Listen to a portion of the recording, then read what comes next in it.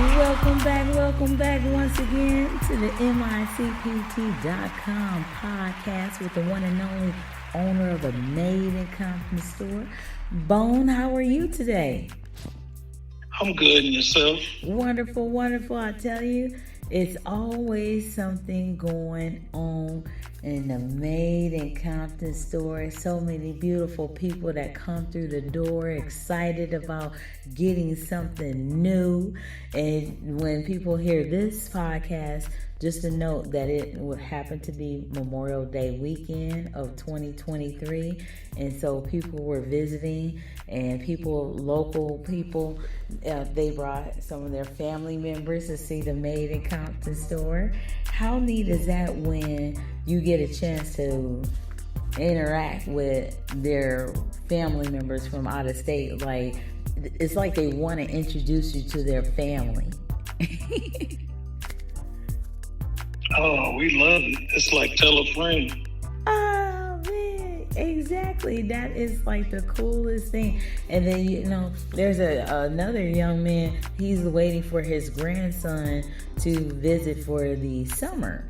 And so he's been sharing with me, about his grandson and every day. It's like so neat. So he's like, yeah, and then he tells me all the time, I'm going to bring my grandson so he can meet you.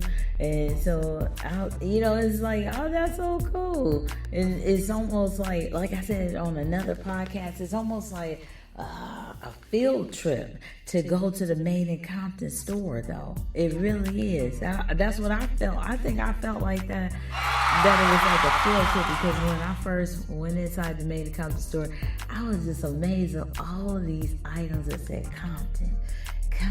I was like, oh wow, I know I'm in the city of Compton, but then to be in the store, it was almost being in like a centrifugal or something, you know what I mean, inside the universe of Compton, being inside the Made in Compton store.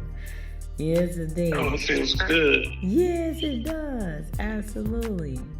So, did the building feel like that when you first got there, or what? Yeah, it's kind of nostalgic. Kind of got a certain, I'm here, I'm made it type of feeling. Mm-hmm. But then it's kind of like we had to bring our little essence to build on that. Absolutely. And that's how it goes when you definitely on a mission to do great things, not just for, monetary means, like, paying the, like you said, keeping the lights on is a lot more to it, because that's true. People are representing the city that they grew up in. It's definitely something that won't ever be taken from anyone who grew up in the city of Compton. And to just feel the comfort of the clothing, the quality of the clothing, just to rub your hands across the 3D embroidered stitch on the joggers and the hoodies, all of that, plays that into that part of, they, like you shared before, the Compton experience. It's like you feel good, and then it helps you to just do great things. Like, look, come on, all the music and videos and television shows and so forth that has came from the city of Compton, just being raised in the city of Compton.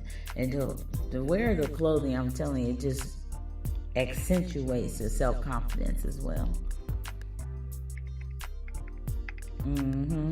I'll tell you, go to work. When you first made your first item, what was it like?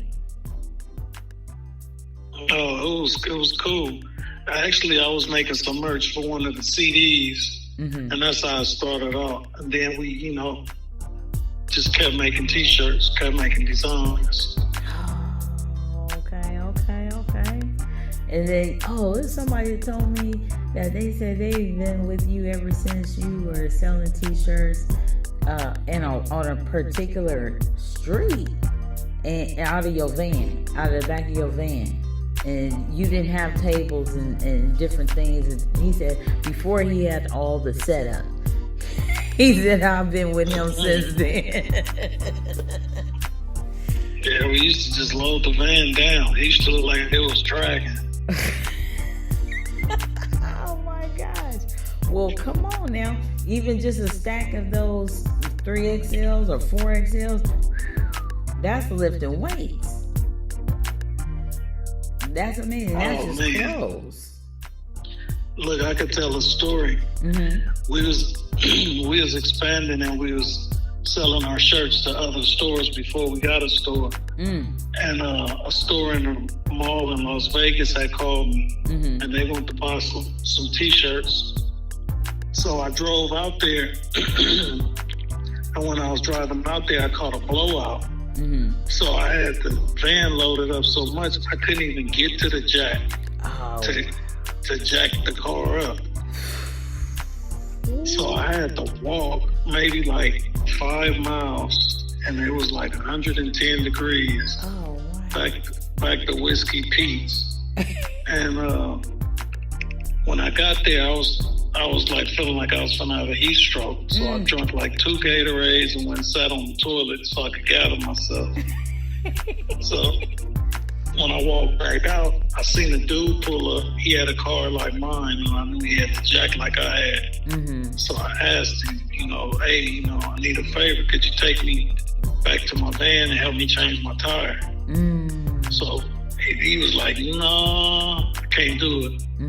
So I waited around a little longer, and then another guy pulled up. He had a little Chevy car.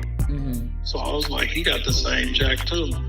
So I was like, hey man, I was wondering, could you take me up the road a little bit so I could change my tire, put my spare on? So he was like, yeah man, come on, I got you.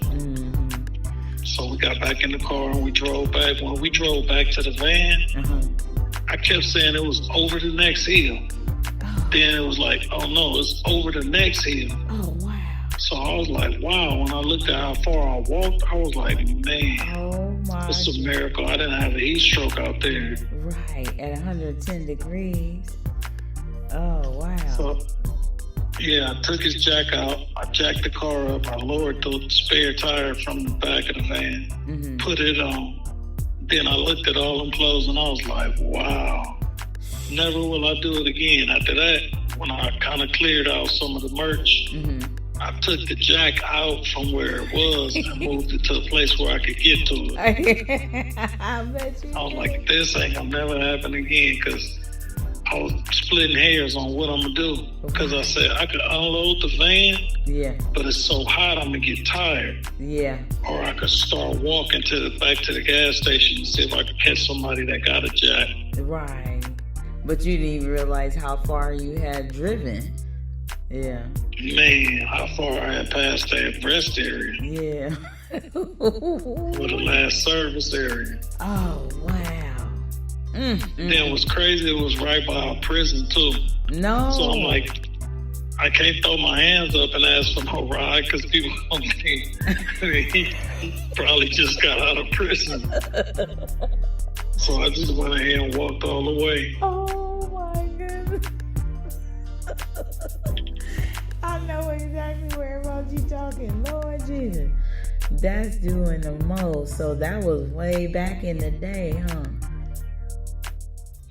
Yeah. And then it was crazy when I got to the store, the dude, he was a dude from New York. He didn't even really have no money to buy the stuff. He wanted me to leave it on consignment. And I'm like, I just went through all this for $200 and some and leaving like $1,000 worth of stuff on consignment for him to clean the store out and leave on me. Oh no! Yeah, sent me some money one time, and then after that, he quit answering his phone call, and I drove back out there. The store was empty; it was gone. Oh wow! I said, "Wow, he bellied up." Dang, that's too much. And so now that's why, like you said, you keep your own merchandise, and I tell you, you have your own warehouse, and you just keep it moving. Because I tell you, that kind of less. I knew that. Selling at other people's store, I knew that wasn't going to be the way. No. After I took that loss, I was like, it's time for us to get our own stuff, pay our own bills. Amen. Wow. Ooh-wee. That's something else right there. That's one of them stories that when people hear this podcast, they gonna be like, "Wow, man!" And look, between them and downtown Compton, AQ, that's what made me get my own store, because AQ, they kept driving me down on my price that I sell the shirts to them for. Once it started taking off, they'd call me, and then I drop off shirts, and then they'd pay me when they sell. But they drove the price down so far. I was like, wow, I can't let people control my inventory like this. Right, I got you. I see. It was like the stock market. I was getting cheaper and cheaper, and it wasn't like the stuff wasn't selling. So like when it really starts selling, they start trying to slow me down. I see. Oh wow, that's something to think about. Really. You know, like, I'm hoping other people, when they listen to the podcast as well, that they will, glean from your business experiences as well, in order to help them, from learning from the things that you've been through. And so, again, I want to commend you for sticking in there and being that beacon of light, like they say, too, because now I'm hearing that, over 10 years in business, this is really something monumental, in the city of Compton and through the pandemic and everything, Oh, yeah. Amen. It's a blessing. Yes, it is. Amen and amen. So keep up the great work. Absolutely. Thank you once again. It's always fun. Absolutely. And I tell you, the time goes by super, super fast at the store. So, it's a really great thing. So for people that may not know, you can go online, micpt.com, and order anytime online as well. It's coming to the Micpt store as shared in the description, across East Willowbrook and Alondra in the city of Compton. So until next time, have a wonderful, wonderful, wonderful week. Peace.